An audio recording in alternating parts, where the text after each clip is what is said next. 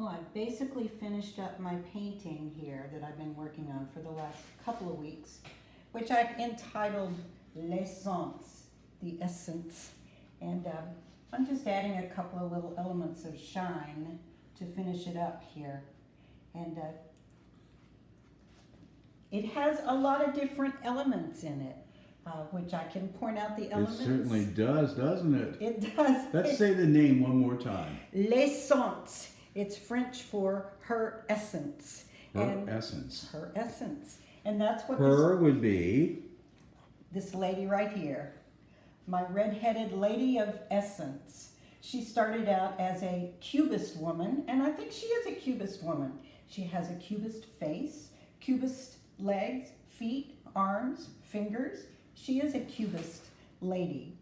And she's sitting on a chair, which I kind of feel like I designed a chair here because it's cushioned and fan-shaped, very low to the ground, but has a very wide It's a base. clam chair. It is. It's like a clamshell chair that I invented myself. So you can tell people, don't tell people to sit down. You can tell them to clam up. Right. I'm very interested in getting one of these for my own house. Sit out and clam up. And I also gave her some inventive shoe soles. So she's a very colorful lady. Our cubist lady, her essence is a colorful essence. She seems to be Is there any significance to the clam? Since over the years, Freud and others have said it has special meaning. Oh, I think clams have a feminine association.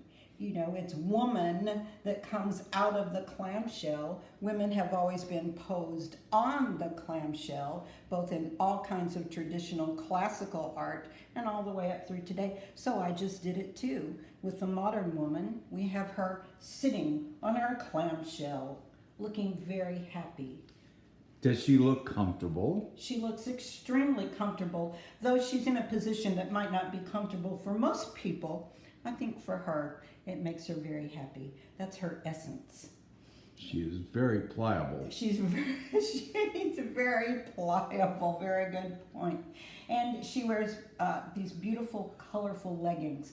And I think her face shows that she is completely calm and imperturbable. She has no sensation of any kind of trouble going on in the world around her, though I think there may have been some trouble in the world around her.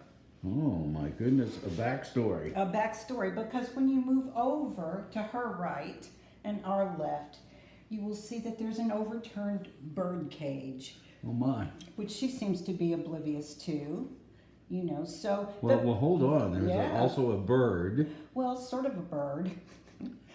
On this side, we have the head of the bird. Kind of, you're put together a bird. Right. On this side, we have the back part of the bird. You have an assembly line bird. I have a dismembered bird. And hanging on desperately to the bird cage, we find the claws of the bird. So something happened. That kind of reminds me of that Maya Angelou book. Oh, the one entitled, I Know Why the Caged Bird Sings. Yeah. That's right. And the cage here is turned over, broken out of.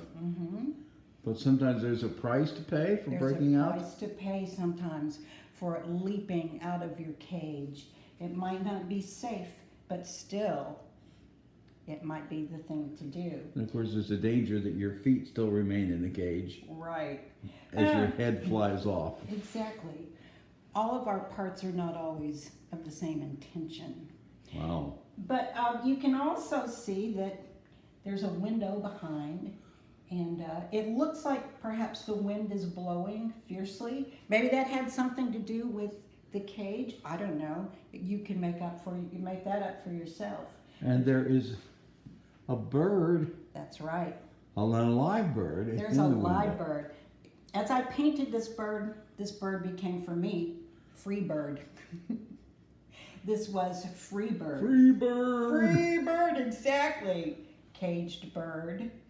And our imperturbable and ever happy lady, whose leggings, by the way. This is the first time in my life such a span of time, I've heard the word imperturbable twice. You know, I have to confess, I don't even know if it is a word. Never You tell should not anyone. speak of it again. But our happy lady, her leggings have the same colors in them as our bird. Maybe that's why she's so happy. I don't know, but I will tell you this. I started this painting with a head full of Picasso, and I finished this painting with a head full of Magritte. And the last thing I painted in this painting were my sheer curtains.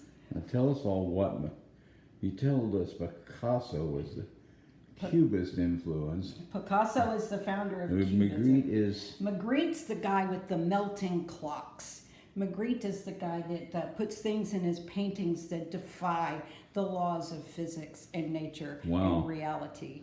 And have all kinds of meaning, but you have to dig it out for yourself or just make up your own mind. So that's what I have. That sounds like the government of the United States. Oh no, I don't want to sound like the government of the United States. My God, woman.